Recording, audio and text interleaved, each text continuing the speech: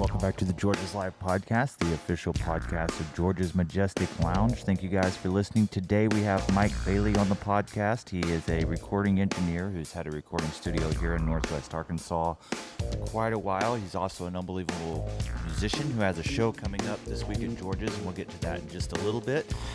Thank you guys for listening to the podcast. If you're looking for more information on shows that are coming up at George's, you can go online to georgeslive.com to see what shows are coming up, as well as purchase tickets for those shows. You can go online to Facebook, give us a like. Be sure to follow us on Instagram at George's Majestic Lounge and on Twitter at George's Majestic.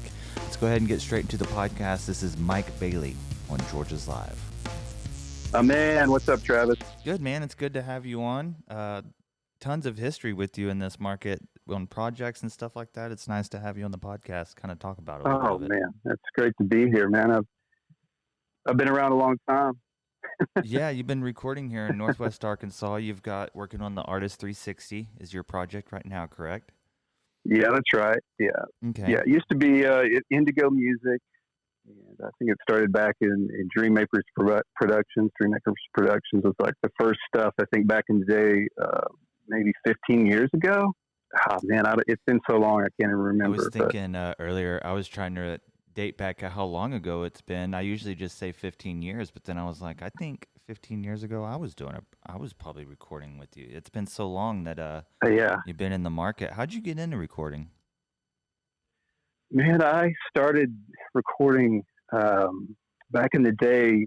Same thing. I would just play in bands, and I grew up with my brothers playing in bands, and we didn't really have anyone around here that would record music. Mm-hmm. We had. You remember Dwight Chalmers? Listen Lab. Listen Lab. Yeah, you bet. And I kind of got the bug after working with Dwight, man, it just kind of took off from there. You just start recording your friends. I think the first project that I ever worked on was with, I think I met, you remember Josh Smith? Mm-hmm. And yeah.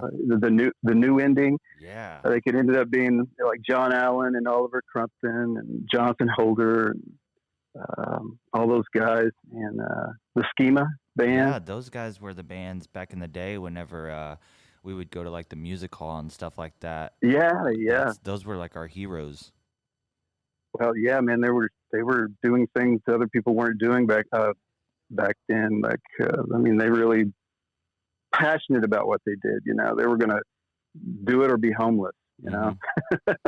Yeah, those guys kind of were for that genre of music were like the leaders of our scene that we all kind of looked up to, and we're kind of hoping that we could be in bands just like theirs, kind of, Yeah, be out there touring in vans and eating at McDonald's. And How long have you played music? Because you play. How many instruments do you play? Let's start there. Because you play quite a few. Oh man.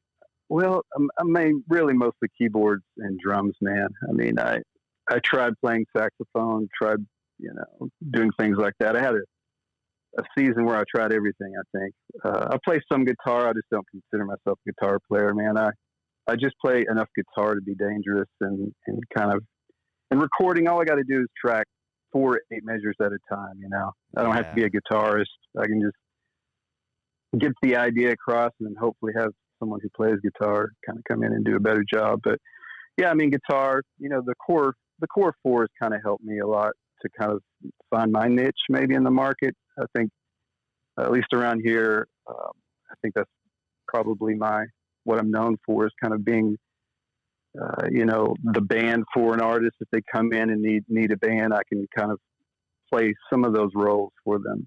At least to a certain point, I was talking to someone yesterday, and we were talking about the complexities of a lot of pop music. With kind of, you don't really notice it, but the parts that make up a pop song is so intricate and so interesting a lot of the times. And it's a lot of the stuff that I've heard you do, man. You're a whiz on the keys, and able to put all these parts together to achieve a certain sound is like it's like a super special talent. Is that kind of what can you talk about producing? What exactly, for like an artist, if they don't know exactly what a producer does, can you kind of put that into words? Yeah, a producer, a lot of people have different ideas of what that means. It can mean a lot of different things. Some producers, the role could be they just get together the right people to make a product happen. Producers could just get the musicians together and kind of oversee the project.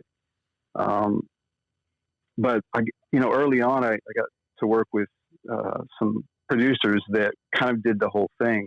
Travis Wyrick, you know who that is? Yeah, I've heard the name. I think he worked with Spoken, and but you might have mixed an old. I don't remember what band I was in, but I remember his name being in something. Might have mixed something at some point, or worked on something. Yeah, he's an awesome guitar player, singer, and so I kind of got the idea that, to me, that's what a producer, that's what I wanted to do. I think it just fit my skill set a little bit better, but as far as for bands, it's really the main important thing is to find the right person you get along with, and you have, the same sorts of genre that you like, and listen to their stuff, and see if it fits good with what you do. And I mean, luckily we have a lot more to choose from around here than we used to. It's given artists a lot of flexibility to kind of try stuff and find the right, find their sound. Mm-hmm. But for producers, I think a big part of it is trying to find a guy that really wants to see you get where you want to go and can be honest with you about it. But it's a tricky thing, man. We're talking about musicians, and we all have fragile egos, and it's real hard to be in. That's something that I always keep in mind on the booking side, and anything I do in music business, it's a very emotional business. I find myself saying that a lot. Yeah. Majority of the time you really are dealing with people and their sensitivities and their, just as much as music. I mean, you can't get past the politics and egos and stuff within bands. It's going to be really hard to get a good product going. So you spend, this, you spend a lot of time just trying to get to what's really important is the music and the art. And, we're like the navigators that have to navigate the emotions of the artist to kind of land. Yeah. And not saying they're emotional and sad. No, man. But we're all human. In a creative spot to where everybody's creative at the same time and comfortable. That's exactly right. That's right. Because we all want the same thing. It may not end up exactly how you envision. Sometimes it ends up better. It's just or more unique. When did you start playing music? How old were you? I think, if you want to go way back, when I was a kid, probably 7 or 8, I would, taught myself play piano on an old out-of-tune piano. I'd just pick out songs I'd hear on the radio. And I didn't realize that I actually was kind of looking at the piano and like memorizing shapes and how those shapes on the piano made me feel. I didn't realize that later on until I did go to U of A for a bit and had some music theory, and I kind of started to learn that, there's names for those things. And I think that kind of helped me to, even if the band or an artist doesn't understand theory, it just helped me to understand what they meant when they were talking to me. Yeah. So that if they wanted to get a particular mood in the song, I could, jump to a certain mode or take their song and kind of share some of that theory and stuff with them to lingo. But go ahead. Go ahead, man. I had a good conversation with someone yesterday, and it was a guy who had never played. We were talking about cover bands and original bands, and I was telling him, I'll play in a cover band, I'll play an original band. He was asking me what I'd take from that cover band that I might be able to use in the original stuff. And I told him, I was like, man, from learning the parts, you can learn a cover song and just do it, but if you really see what makes a Bill Withers song what it is, and being a drummer, you learn all these different styles and feels and how to just lay back and play the groove and find out what that groove is and the little giddy ups and different styles. And then whenever you're doing an original project and it's it's in a certain lane, you're able to provide a little bit more authentic stuff to it from what you learned. That's the key is that having the vocabulary kind of seeps in to you. You don't realize it when you're learning all these songs, cover songs. You're picking that stuff up, it's strange because I'll meet a lot of singers. They'll come in and they're mostly not aware of it. Some of them, and if they are aware of it, they may be embarrassed about it or whatever. But they have these little things that they do, whether it's a tonality or scales or runs or the way they end words, that will sound like an artist that everyone knows.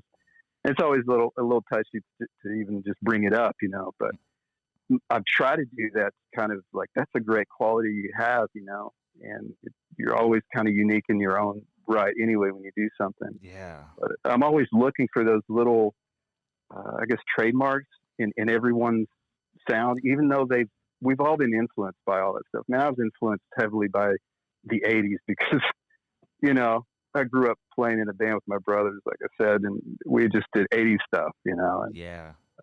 And it was, to this day, I mean, glad I did it. A lot of that stuff is coming back, and I can kind of place those drum fills, like you said. I started playing drums early on, and having the rhythm section first, I think it really helped me like understand structures of songs a little better. Just the backbones of what a song is, and not to mention the story and the lyrics. That's completely different. I kind of had to learn that too, how important that was. I would listen to instrumental music all the time, man. I had to learn that I was the odd person out, but because today, songwriters rule everything in music. I mean, they're the ones that make the most money. They're the ones that really just, have the biggest voice, and they can tell a story. Everyone wants to hear a story.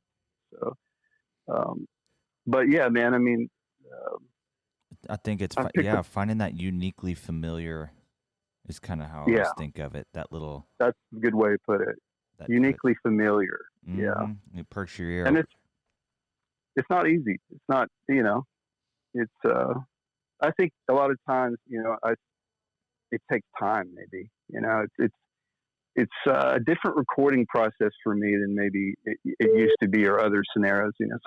Sometimes it's great to just go set up as a band and just record together, and you get a different product than you would to go with a producer that will sit back and you're listening to every 8 bars, for good or bad. Sometimes you can be like, too music microscope on something, and or too hodgepodgey, man. It's like you got to learn to get back from it, and it's taken me a while to kind of do that. I kind of feel like a song's all put together as one piece as opposed to sections put together type scenario. Yeah, not to mention just that and the next 3-4 songs we do they go on the same album? Yeah. It's a fine balance, because you can get so, hey, anything goes in a song. Let's try anything. It all sounds good, especially now in this day where technology can allow you to pull up realistic sounding symphonies and all kinds of strange sounds and stuff. But what's that been like, being a studio owner, and from the time before kind of the I mean, not the digital age, but like the digital revolution of artists creating music on their own phone and stuff? What's that been like? Yeah, that's a total different. Man, it used to, it was really stressful for me back in the day when bands would come in, and I knew that there was, song structural stuff that needed to be done, and you had to handle a lot of that stuff just with care, what we talked about. But you've got like them sitting behind you, the full band, and then they have their parents or their girlfriends and their wives all sitting behind you, like waiting for you to magically come up with, make this a hit. It's like that pressure in those days were good for me, but man, it is tough. It's a tough thing to be a guy that isn't a guy that just hits record. It's like I have a special thing where I'm I'll sit in and play instruments. I'll come up and play fills, and I'm trying to add depth to the music. And that's just kind of been a niche. And some things need it, some things don't. I'm trying to serve what the artist wants. Sometimes they don't know what they want. But through the digital age, man, it's gotten where you can mock up things so realistic, so closer to, a multi-big budget sound, that it's, it just really helps an artist convey what they want to do when they bring you like rough. it gives you, without them just having to use vocabulary and stuff. Like they can just show you, hey, these are my Yeah, influences. man. And Literally last night, I got a track from. We're going into a studio and in one of my bands, and I was talking to the studio person. And they're like, "Well, we're gonna have to do the scratch track," and I was able yeah, to, he was able to record the scratch track with the BPMs and send that over to me for me to send the studio. And now the studio exactly. is actually prepared, and I got like a Oh, room that's way recording better. with the Zoom, so he can get like a feel for what the song's gonna be. Yeah, it makes a huge difference. I mean, you're saving 3 or 4 hours while you go in the studio before you even start, maybe even more, uh, I by found doing that it that way. preparation is key in the studio. Like just being It is. prepared and ready, it saves you so much time, and half your recording is done setting up or done setting up for the recording. Yeah, So it's something that's that's. exactly it. So let's talk about where your studio is. You're in Bella Vista, correct? Yes, yeah, I'm in Bella Vista. I'm not too far out of, probably 5 minutes from Bentonville, right off the interstate. It's just at my house studio. Mm-hmm. I've had studios, um, and commercial studios at different places, but that's another thing that's changed in the market. It's studios have had to diversify and be kind of a content creation.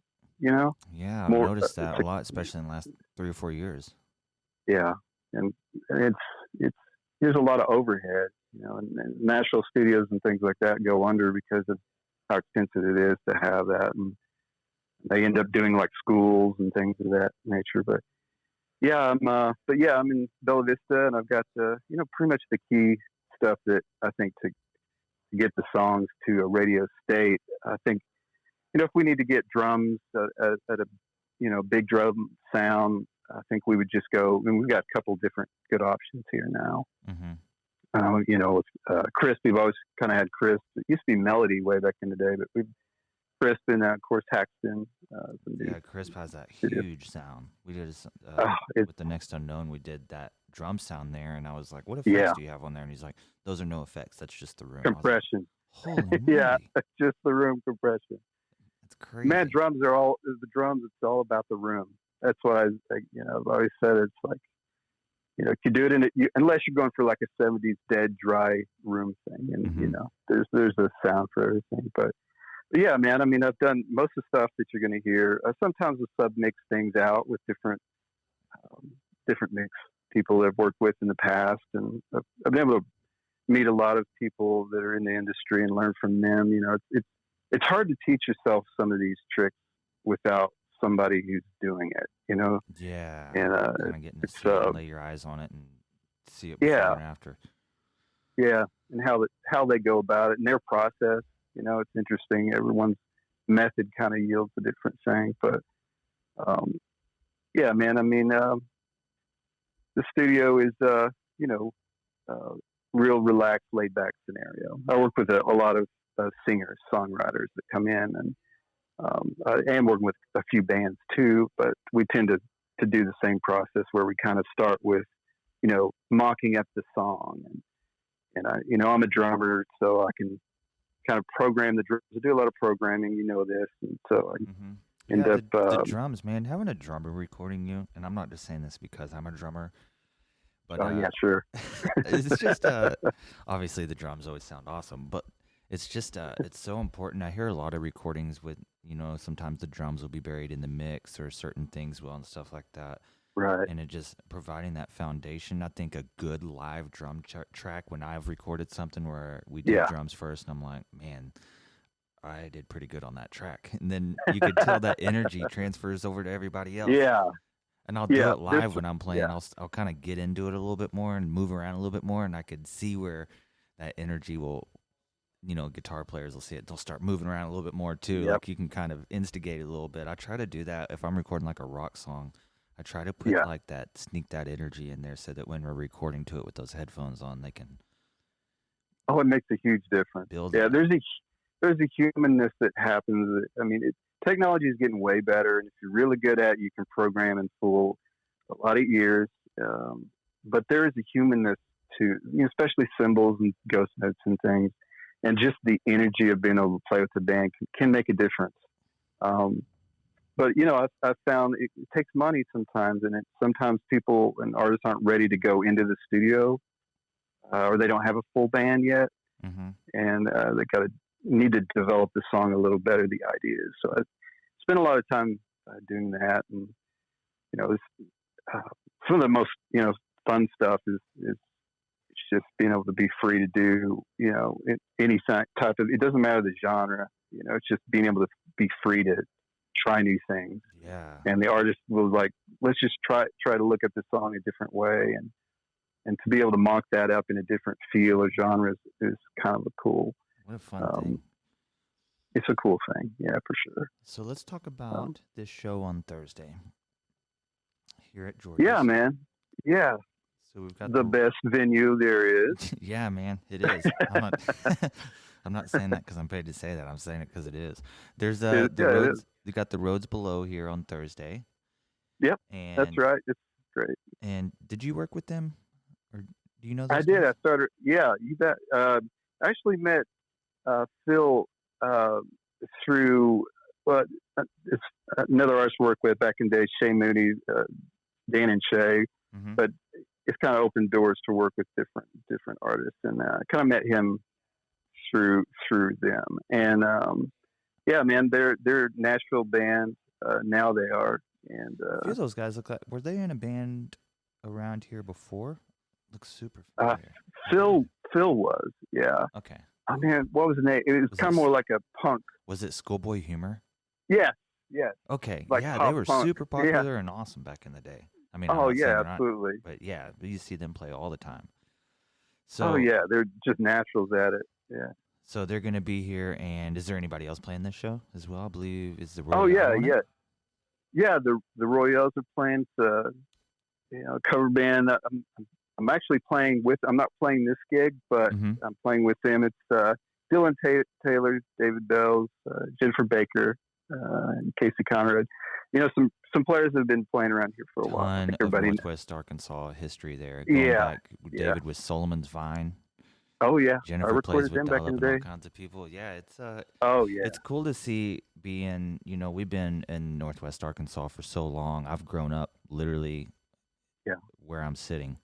So and it's nice to see these people and friends of mine that when we started we were 18, 19 years old, and now in our mid 30s, and we're all still playing around and playing the shows together, and we've all had 15 bands that are different formations since then, but there's still like a huge conglomerate of Northwest Arkansas musicians that are still working together, that there's so much industry here that I don't think people notice. I was in a interview the other day, and somebody had asked me if I think an artist can sustain a career only in Northwest Arkansas. And I said, honestly, I don't think an artist should want to sustain a career in Northwest Arkansas. A good response. I don't think you can make enough funds to be able to pay your bills and stuff living here, but you totally can be an artist from Northwest Arkansas and go do whatever you want. And I told him, there's recording studios here. I mean, off the top of my head, in that interview, I was like, I can think of 6 recording studios off the top of my head that are all completely different. That if you were looking for a certain thing, I would know where to send you. And even those studios know what each other do. Like everybody is pretty knowledgeable inside their little corners of the industry, and there's so many things here that you could go take advantage of. There's FPTV over there shooting. You can go in there Dan Robinson. shoot a 5-minute video promoting your project, and they'll put it up on FPTV and online, and then you can take that file and use that in your digital outlets. I think there's so many outlets around here for an artist to grow and take advantage of build something. It is. Well, the Walton Foundation's putting money into growing the arts, and I think everybody, it's really clear. It's making a difference, and we've got the U of A started some new projects. The U of A's killing it. Jake Hertzog and the crew over there. I talked to them last week, and he named like 6 things I didn't know about that they were doing over there. That's really pumping a lot of education into the artists and stuff around here. Well, it's changed. The dynamic used to be, classical music was what you went and studied, and to be honest, it's hard. It's not really what this generation is into. It's not. It doesn't draw the business like it used to. And now you've got, where I think we've got a student ran record label they started. Mm-hmm. And I think Kenny Lamb's over there doing some of the business stuff along with Al Bell, and you get some history there. They've really brought something unique. They started something unique. I know Jake just wants to keep going with it, man. And I think it's exciting to see the university kind of, doing more like the pop education side of it, the Nashville kind of side of things. And having these people that's been in the industry for so long, and then coming with these young educators, and then kind of collaborating. It's kind of, I don't know of many markets where that type of stuff is happening, to be honest with you. Whenever I travel and I talk about where I'm from, they tend to know kind of what's going on, and they know there's a buzz. There's not a lot of places in Arkansas, obviously, where there's a lot of music stuff going on. But then you start looking at Kansas, and you start looking at Missouri, you start looking at Oklahoma, and it's like, man, Arkansas has a lot going on. If you kind of look at the Midwest and the Mid-South and stuff, it's kind of a lot. Well, they see it, they're trying to project it as the next Austin, Mm-hmm. and I think they brought in people from that area to try to. I could definitely see that. I mean, you've got Walmart. We have industry here. There's JB Hunt. There's people that want to live here and stuff, and so the quality of life and entertainment. But I think it's interesting if you go across Northwest Arkansas. Each one of our downtowns and each one of our cities have such a different fabric and approach to the arts community. There's different demographics and different demographics. Yeah, and they're starting, and I think each town is starting to kind of play to their strengths and what's there. And I think that's pretty cool. If you go, there's a large Hispanic population in Springdale that has shows almost every weekend with like a couple thousand people showing up. I know. I met an artist that super Pura Coco, just an awesome singer. I don't know why I haven't heard her. And I met her a couple weeks ago. Yeah, just there's a lot of great talent in each, and they're all, like you said, very unique. Each town has its own demographic it plays to, and it's all great, man. It's all like some real good talent there. I think it and Bentonville too. Yeah, and it makes a very interesting fabric for Northwest Arkansas to have these different approaches that all make up a very diverse area. Well, Mike, I just thank you for coming on here, man. I just wanted to talk about your studio and kind of talk about the projects and stuff that you've been working on and whatnot. What are you working on right now in the studio? Oh man, yeah, appreciate it. Man, I'm working on some music with Asha Mavlana. She's a violinist for Trans-Siberian Orchestra, and Christian Serrano Torres doing some cool instrumental stuff. That's some of the things I like a lot. Super excited to hear that. It's a lot of fun, man. That's where I really get to kind of get in there and be a composer with him, and I just love that stuff. But doing some stuff with Thomas Stringfellow. There's a band out of Fayetteville called The Candid. Really good. Started working with some stuff. Of course, some Chelsea James, artist from Missouri. And there's America's Got Talent grand winner Marcelito Pomoy. Do some writing with him. I'm just all over the board with that. You got a bunch of different genres and different styles in there too. Yeah. I definitely bipolar from day to day musically. I swing around. Been working a lot at the Artist360, trying to help. Kind of started with the Walton Foundation to help get interest and support for developments and in the musicians in the area and stuff, but kind of putting the focus more on providing business owners a way to support the arts. Giving them kind of some way of getting media for their business, but also supporting the arts. That's a great idea. Yeah, and it's that's the challenge is artists, they, like you said, even when they work hard and they do the hustle and they do the tri-state area, it takes a hustle to make a living, and they end up having to spend a lot of their money and resources just putting it right back into it. And it'd be good to find another way to help fund some of that, and definitely network with some great Yia Yang's photographer, and Lily B. Havens, clothing designer, Joel Chastain, Grando's videographer. I think he did Fashion Week. So just a lot of, and Kenny Lambs also. He's been a staff writer for Warner Brothers for 20 years. Kind of just, and also talking with Dan Robinson, like you said, and just networking with Jake and Herzog, the U of A. Just trying to keep the hustle going. Bring things to artists that makes it a little easier for them to do it. Yeah. Well, Mike, we're gonna wrap this up as this train's going by. All right, buddy. Perfect. All right, Mike, I'll send everybody.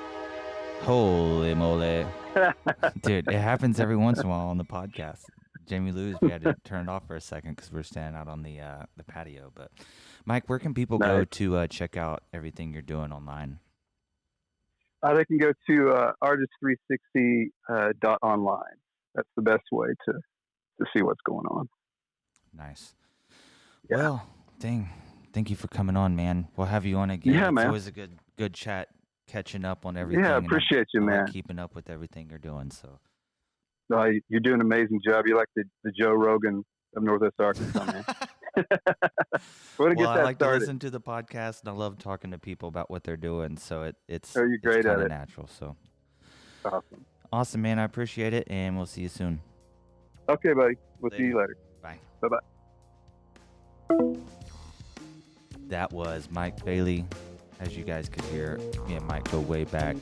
Good friend of mine. And I've had multiple bands record with him. I can't say enough about his talents. He's so good at recording. Some of my favorite tracks I've ever had. There's checkpoints in my musical career that I've had in the past where Mike is a big part of that and probably recorded all of it. So excellent to have him on the podcast. And thank you guys for listening. More episodes coming soon. You can go to georgeslive.com to see what shows are coming up, as well as purchase tickets for those shows. You can go to Instagram at George's Majestic Lounge and on Twitter at George's Majestic. And thank you guys for listening. We'll see you guys next time.